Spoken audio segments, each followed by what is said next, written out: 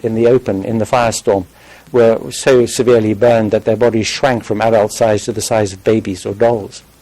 How many people were picked up by the firestorm, burning and flung away in the vortex of these terrible winds. These were frightful effects of the bombing. And the point about them is that they were deliberate, because the Royal Air Force thought very carefully about what its bomb load would be like. It had 25% high explosives, 75% incendiaries. And these incendiaries had an early form of napalm, petroleum jelly, phosphorus, bituminous substances, and oil-soaked rags. And the phosphorus, if it splashed as it did, it was designed to splash over a very wide area. If it splashed onto a human being, that person would begin to burn very fiercely. And they might, as thousands of people did in Hamburg, throw themselves into the canals to put out the flames, only to find, to their horror, that when they got out of the water, it would reignite spontaneously. It was a terrible collection of weapons that were dropped with the aim of doing as much harm as possible to the civilian population in those cities. Now, these facts, and they are terrible facts, could be countered by saying, look, war is terrible. You know, horrible things happen in war. And when it's a war to the death and a war against a very formidable and wicked enemy as the Nazi regime was, the gloves are off. And this has sometimes been very, very well expressed in a chilling phrase by no less a person than Mao Zedong, who once said, war is not crochet. And everything that follows from that follows. And when people say this to me, my response to them is to say, would that mean that it's okay in the course of a war to bayonet babies? Which is a sort of shocking thought, a shocking thing to say. And most people say, well, no, of course not. And most people would agree that something like My Lai in Vietnam was a crime, which implies that there are limits.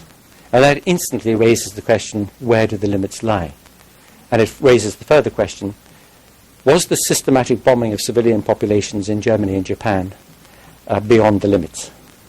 And to examine that question, and the book is dedicated to it, and I haven't got much time, but very, very briefly, what I have to do and try to do in the book is to look at the argument that says, no, it wasn't beyond the limits in the context of the war.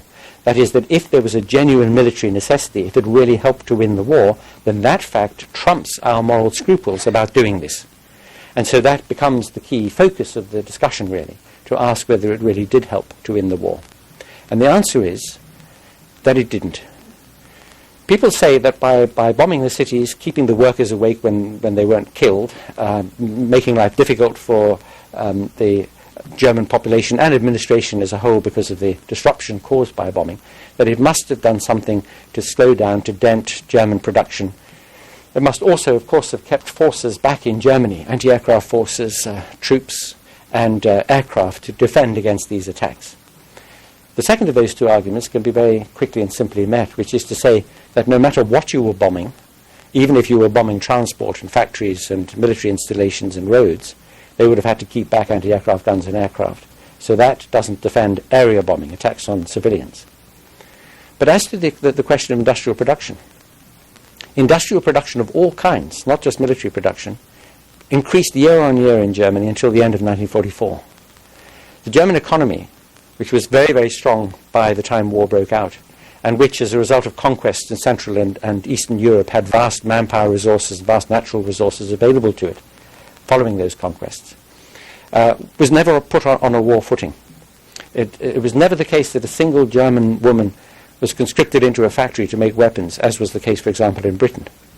There was so much labour that could be drafted in from Eastern Europe, slave labour and prisoner labour, that there was never any necessity for it. And production of all things, including luxury items and double beds and flower pots and all the rest of it, went on and on right until the end of 1944. And what stopped it was the drying up of fuel, coal and oil and gas. And that was the result of attempts at precision bombing, tactical daylight bombing, very dangerous, by the United States Army Air Force, who were only, as it happens, those of you who've read about this will know, really effective from very late 1943 and 1944 certainly onwards, because of the Mustang fighter aircraft, long-range fighter aircraft, could fly all the way from the east coast of England to Berlin and back, and could protect the bombers. And it was in fact the Mustangs and Lightnings that accompanied the bomber fleets which fought the Luftwaffe out of the sky. On D-Day there were something like 12,000 Allied aircraft in operation over France, and something like 800 Luftwaffe aircraft to defend against them. And so the effect that the United States endeavours had in the European theatre was a very considerable one. So the major argument that the area bombing, that is bombing civilian populations by night, was a major factor in helping to win the war, looks very questionable. Just to be brief, because I'm sure I'm running over time, I must turn attention to the American endeavours in the Pacific theatre. And there, I'm afraid, the United States went 180 degrees in the opposite direction from what they had done in the European theatre. There's no question of precision bombing in Japan once the Mariana Islands had been captured and airfields built there, so that the main islands of Japan were within range of the Pacific bombing force under the direction of Curtis LeMay, a well-known name, I think. There was hardly any Japanese Air Force left at that time, and precious little anti-aircraft defence on the ground in mainland Japan. And so Curtis LeMay told his flyers to strip out the guns, the defences of the aircraft themselves, since they just made the aircraft heavier, to fill them up with incendiary bombs, and to bomb from a low altitude, and to burn the cities of Japan. And this he did systematically in the last 8 months or so, or 9 months of the war. The first great incendiary attack was on Tokyo on the 9th and 10th of March 1945, when 85,000 people were burned to death in that city. I was told by an email correspondent just before I flew over the Atlantic to come here about the work that was done at the Dugway Proving Grounds in Utah near Salt Lake City prior to the bombing campaign over Japan, where replicas of wooden Japanese houses were built so that they could test which kind of incendiary bomb would burn it most effectively. And so the campaign was, of course, a well thought out and deliberate one, and it was a tremendously destructive one. In the 9 months or so of the bombing of Japan, as many people were killed and wounded in Japan among the civilian population, as were killed and wounded in Germany by bombing in the whole of the war. So about 350,000 dead and about 800,000 injured in both cases, although the figures, of course, are very approximate.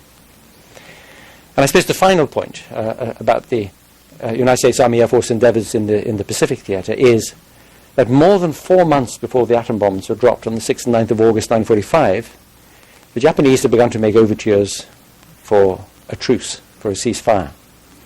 They were doing it through the Russians, who weren't at that time at war with them. The Russians only declared war on Japan on the 6th of August 1945, when it was going to be an easy land grab. You still have some of the Japanese islands, as you know.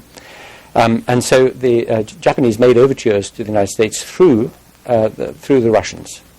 And there was one condition, and that was that they could keep the emperor.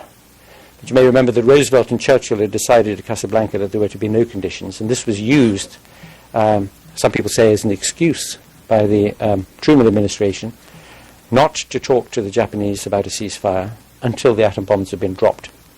To the very, very great credit of a man called Henry Stimson, who was Secretary of Defense in the Roosevelt administration, he tried to dissuade Truman from dropping a bomb on a populated city. He said, drop one of them on an uninhabited island to show what the weapon can do. But his suggestion wasn't taken. And so he struck the word Kyoto off the list of possible targets of the atom bombs because he knew of the significance of that city. Now, looking back on it now from this perspective, and this is my final point, one notices that in the immediate aftermath of the war, that is in the years from 1945 and 1949, tremendous endeavours were made by the international community, by the world as a whole, you might say, to try to put in place a framework of law, or at very least of principles, which would make the things that had happened during the course of the war impossible. I mean, that was the ideal that people set themselves when they wrote and agreed upon the United Nations Universal Declaration of Human Rights, for example. And it was certainly the aim of the Fourth Geneva Convention, which was written and signed in 1949, the Convention on the Protection of Civilians in War. That convention, in its draft form, had in it some clauses which specifically protect civilians from attacks by bombing.